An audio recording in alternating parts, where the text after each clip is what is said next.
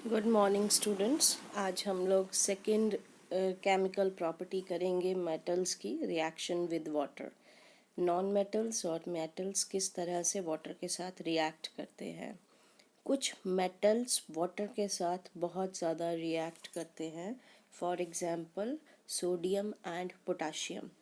ये सोडियम और potassium vigorously means बहुत ज़्यादा स्पीड के साथ रिएक्ट करते हैं ऑक्सीजन और वाटर के साथ, और एक बहुत ज़्यादा हीट जनरेट करते हैं।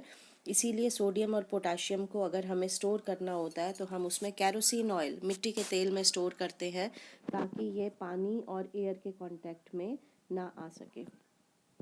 यहाँ एक छोटी सी एक्टिविटी है जो हम लोग क्लास में कर सकते हैं, बट ये एक्टिविटी टीचर की प्रेजेंस में ही होनी चाहिए। ये इसमें हम क्या करेंगे, इसमें हम लोग दिखाने के लिए कि किस तरह से सोडियम विगरसली रिएक्ट करता है पानी के साथ। छोटे से गेहूं के दाने के बराबर सोडियम का मेटल लेना है। उसको हाथ में नहीं पकड़ना है, बिकॉज आपके हाथ में मॉइस्चर होता है और उससे आपका हाथ जल सकता है।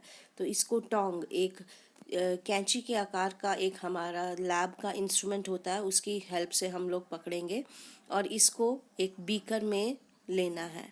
ये एक एक्टिविटी है। हमने बीकर लिया है, बीकर में 250 ml पानी डालना है और उसके बाद इसमें सोडियम का वो गेहूं के बराबर का दाना, जिसको फिल्टर पेपर में रैप किया हुआ है और उसके बाद उसको कॉटन में रैप किया हुआ है, उसके अंदर उसको डालना है। और जैसे ही हम डालेंगे तो वो जलना शुरू होगा। जैसे कि इस फोटोग्राफ में आप देख सकते हैं, huge amount of energy is released जब सोडियम पानी के कांटेक्ट में आता है। और जब ये पूरा जल जाए उसके बाद अगर हम गिलास को देखें तो ये बहुत ज़्यादा गर्म होता है। तो इससे हमें पता चलता है सोडियम बहुत एक्टिवली रिएक्ट करता है वाटर के साथ। इसीलिए हम सोडियम को हमेशा पानी से दूर और कैरोसिन ऑयल, मिट्टी के तेल में रखते हैं। ये पेपर में क्वेश्चन आता है, why sodium and potassium they are stored in kerosene oil, because they are very reactive, they react vigorously with water, so to prevent it we store it in kerosene oil. तो इसमें हमने देखा कि जब ये बंद हो गया अब जलना, उसके बाद जो पानी बचा है उसके जलने के बाद उसको अगर हम रेड लिटमस पेपर या ब्लू लिटमस पेपर से डाल के देखेंगे तो उसमें जो है चेंज किस तरह से होगा। तो इसमें ऑब्जर्व किया गया वाटर के साथ बहुत विगरसली रिएक्ट करता है आयरन, जबकि एक ऐसा मेटल है जो पानी के साथ बहुत स्लोली रिएक्ट करता है। जैसे लोहे में जंग लगता है तो वो बहुत धीरे, बहुत समय लगता है, तो इसलिए बहुत विगरसली रिएक्ट करता है। और यूजुअली जो मेटल है, जब रिएक्ट करता है पानी के साथ तो वो एसिडिक होता है, तो ये एसिडिक रिएक्शन शो करता है। जबकि जो नॉन मेटल हैं वो पानी के साथ रिएक्ट नहीं करते हैं। Non metal do not react with water, though they may be very reactive in air. इसीलिए नॉन मेटल्स को हम पानी में स्टोर करके रखते हैं।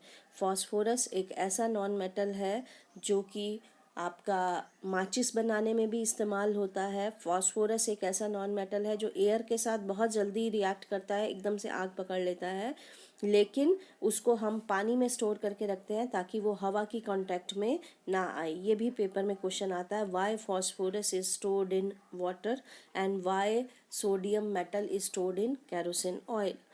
तो ये इससे हमें पता चलता है कि किस तरह से मेटल का रिएक्शन होता है वाटर के साथ। तो आज हमने सेकंड प्रॉपर्टी की मेटल्स की, कि how the metal react with water. So what we have concluded that कुछ मेटल्स रिएक्ट करते हैं वाटर के साथ बहुत तेज, सोडियम एंड पोटाशियम।